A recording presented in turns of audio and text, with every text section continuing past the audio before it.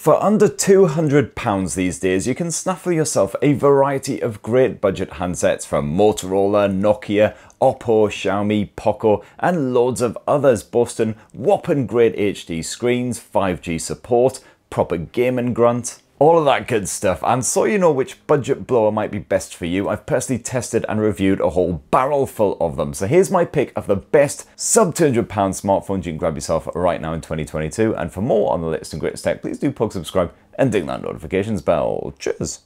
Now, one of the best fresh budget phones right now is Motorola's Moto G62. This 6.5-inch handset handles everyday life just fine with its Snapdragon 480 Plus chipset, although gamers will want to look elsewhere in this roundup, as even Call of Duty Mobile gets it a wee bit hot under the collar.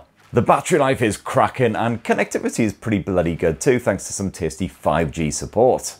You've got a simple 50 meg camera, which is fine for your basic family pics, and that's backed by ultra-wide and macro shooters. And media fans, meanwhile, should be happy with a sizable IPS screen with its 120Hz refresh support, plus the Dolby Atmos tuned stereo speaker setup. And the Moto G62 also boasts a bunch of features that are missing from most more expensive premium smartphones, like a headphone jack and micro SD memory card support, so you can boost that storage. However, fair warning, Motorola can be a little bit slow, shall we say, when it comes to those software updates, especially the likes of Android OS updates, and it doesn't support its smartphones for as long as some rivals like Nokia.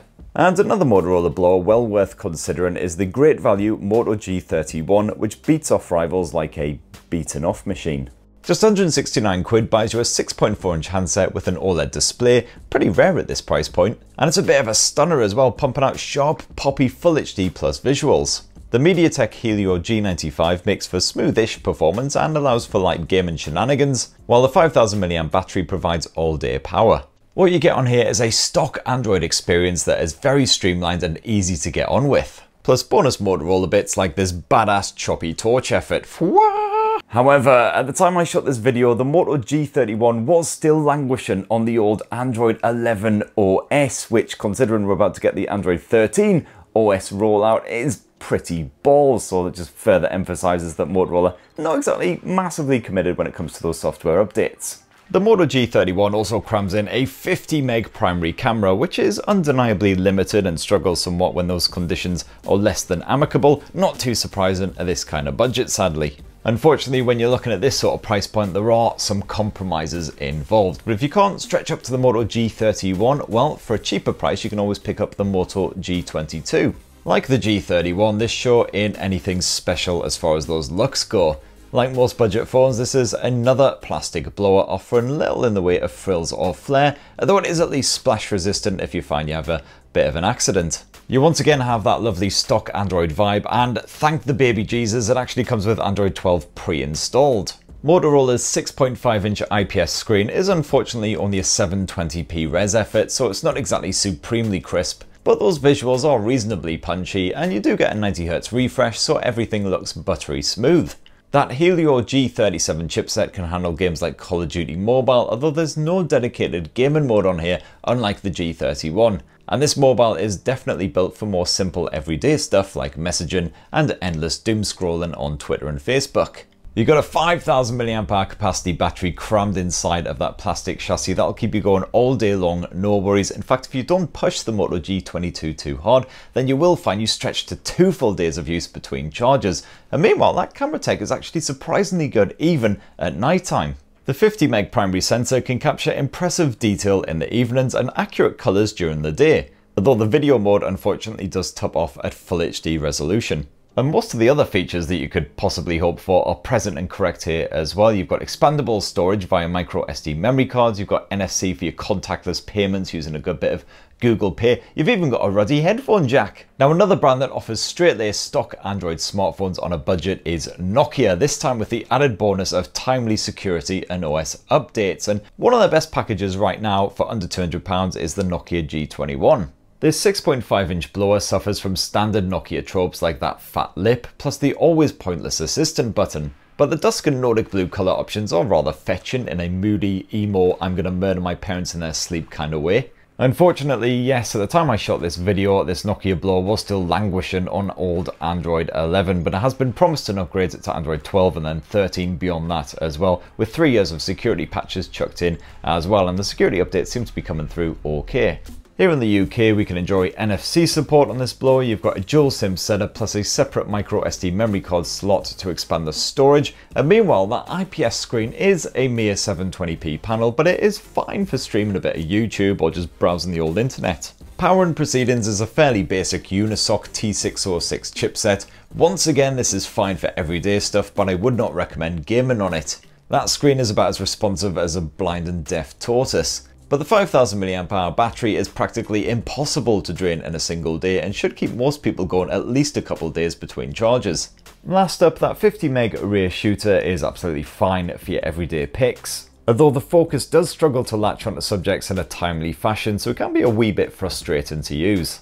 Even cheaper is the Nokia G11, which also serves up seemingly never-ending battery life, and I actually found it less frustrating for gaming than the G21. It's a solid one for media streaming too, although once again that camera tech is basic at best. Definitely check out my full unboxing and hands-on review if you want to know more on all that shenanigans. Alternatively, for a bit more cash, you can always grab the Nokia G50, which upgrades the connectivity to a tasty bit of 5G for proper future-proofing. This 5G support comes courtesy of Qualcomm's Snapdragon 480 chipset, not the fastest platform around, so the performance can feel a little bit sluggish at times, kind of like the Nokia G50 just walked from a horrific bender on the blue wickeds.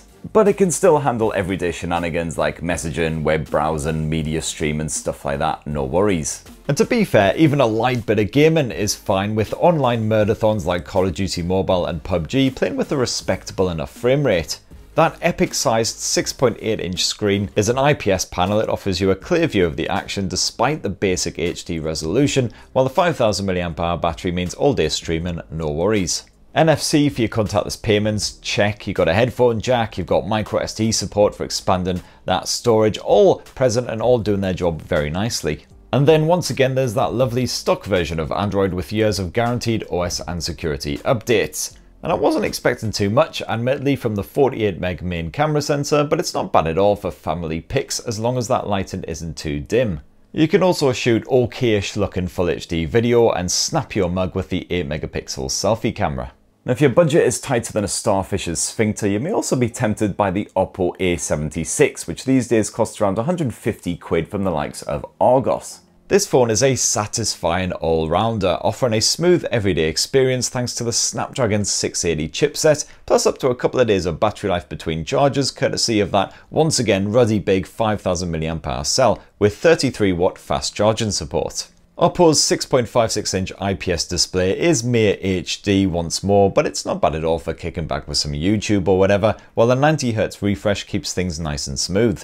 And I quite like Oppo's ColorOS launcher as well, but Oppo, like war great mate Motorola, not exactly the fastest around when it comes to software updates, so the A76 is also still stuck on that old Android 11. Still, that 13 meg primary camera does a respectable job with photos and simple home movies at this price point. You got all the standard stuff like NFC and expandable storage, and it's all wrapped up in a shiny but durable shell.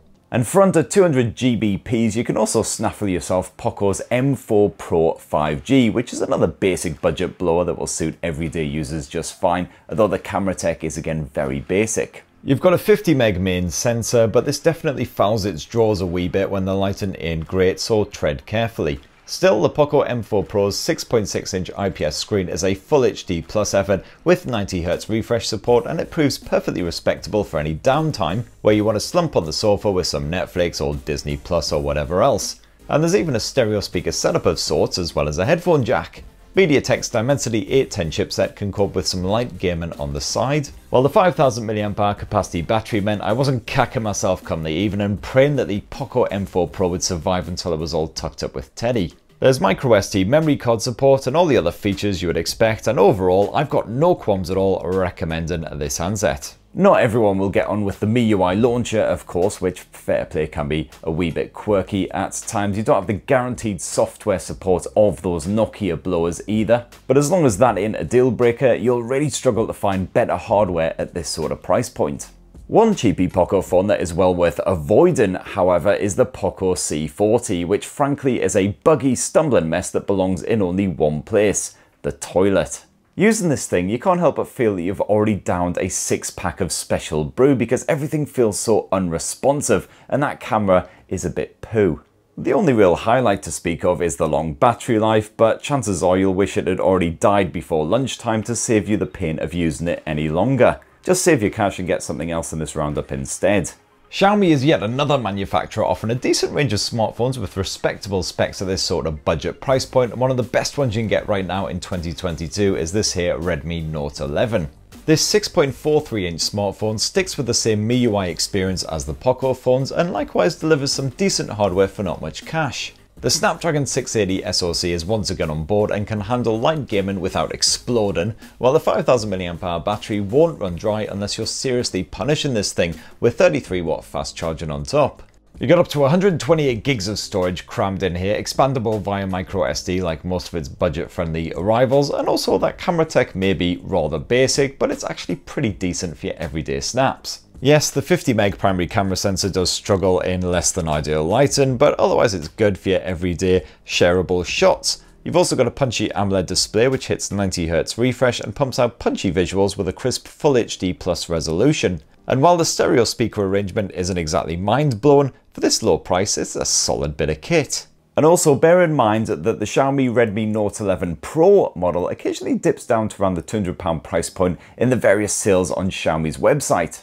And with that sort of asking price, it's a bargain because you've got better performance courtesy of the Snapdragon 695 chipset, the display refresh rate is boosted to 120Hz, and you've got a few other upgrades here and there as well, so definitely keep an eye on that website and hopefully bag yourself a bargain. And before I bugger right off, I'd like to throw a little bit of love at Realme as well, who is offering a growing selection of decent budget-friendly handsets at under £200, including the likes of the Realme 8 5G. This once again boasts 5G support, as the name heavily suggests, and while it's not as fully featured as the nifty Realme 8 Pro, the MediaTek Dimensity 700 chipset makes for respectable performance. You got a 90Hz IPS screen which is slick and sharp, and the long-lasting battery life means zero stress when you're out and about. And also consider the Realme C31 and C35, which cost under 150 quid. There's only £20 between them, but I was more impressed with the C35, which boasts a better screen, more storage, faster charging, and quite a few other improvements. Although the camera has the nasty habit of saturating any shots that you take outdoors. And that right there is my roundup of the best budget smartphones you can grab yourself for under 200 quid right now as we're strolling our way into autumn 2022. So did I miss out your own favourite affordable handsets? Well, definitely clue me in the comments down below. I did try to only include smartphones that I personally tested and reviewed. Speaking of which, check out my full reviews of these smartphones right here on TechSpert. Please do poke subscribe and ding that notifications bell for more of the latest and greatest tech. And have yourselves a bloody wonderful rest of the week. Cheers!